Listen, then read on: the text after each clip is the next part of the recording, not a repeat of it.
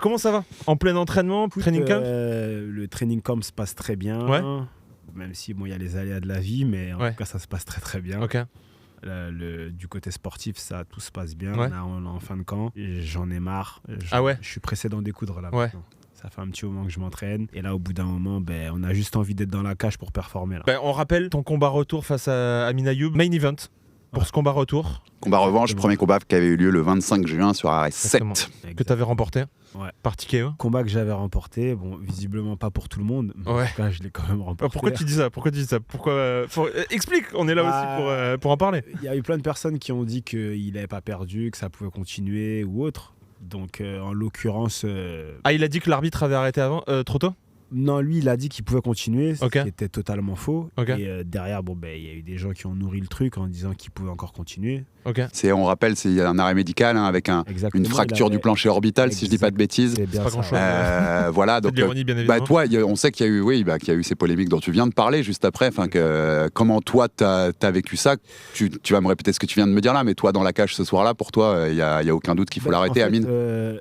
Même pas de doute qu'il faut l'arrêter. Moi, déjà, je sais, quand le médecin entre dans la cage, je sais pas qui va l'arrêter. Je vois bien que quand je l'ai touché, il a un problème. Ça, je vois bien qu'il a un problème. Il met plusieurs fois la main sur l'œil. Exactement. Après, s'il va l'arrêter ou pas, mais c'est une chose est sûre, c'est que si le combat continue juste derrière, on voit très bien qu'il est diminué. Au bout d'un moment, faire plaisir aux gens et leur dire il pouvait continuer, il était bien, mis à part protéger son œil, il faisait rien d'autre. Non, en fait, c'est pas vrai. Belgrade qui nous dit plancher orbital cassé, c'est fini, il n'y a pas de discussion. Petite question, il y avait déjà de ouais. l'animosité entre vous ou c'est vraiment ce combat-là qui a fait que... Parce qu'on le rappelle, ceux qui le savent peut-être pas, il y a une vraie animosité qui s'est créée entre vous deux, ça se trash talk pas mal entre vous deux. Alors, moi, pour ma part, il n'y a jamais d'animosité de ma part. Et un matin, je suis sur Instagram, je reçois plein de notifications, il y a des gens qui me disent il y a Amin Ayoub qui t'a mentionné sur Instagram. Ok.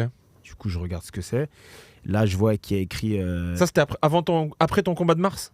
Après mon combat du mois de mars. Ça marche. Et donc, du coup, il me mentionne sur Instagram en disant ça te dirait une petite guerre 25 minutes, 5 x 5. Donc, du coup, je finis par lui répondre en lui disant il n'y a aucun problème quand tu veux. Je lui dis juste signe à Arès, combat. Quand tu es sur du vert, on combat pour la ceinture, il n'y a pas de problème. Okay. À la suite de ça, Amine a commencé à. Pourtant, ça a été annoncé 2 semaines avant le combat. Il a commencé à me mentionner dans ses stories, à dire est-ce que le régime se passe bien pour moi, à commencer à parler de moi. J'ai pas du tout parler de lui, je l'ai laissé faire. Vers la fin du camp d'entraînement, donc bien évidemment, on a toujours des petites interviews, ce genre de choses. Et là, on m'a posé la question, du coup, c'est quoi mon pronostic pour le combat? Donc j'ai dit, on va pas dépasser le 2e round. Visiblement, il l'a très mal pris. Alors, comme je l'ai dit, c'est pas pour Amine que j'ai dit ça. Aujourd'hui, je m'entraîne pour ça, en fait, pour terminer les mecs. Surtout à Arès, si on termine pas les mecs, pour ceux qui ne le savent pas, on n'a que la moitié de notre prime.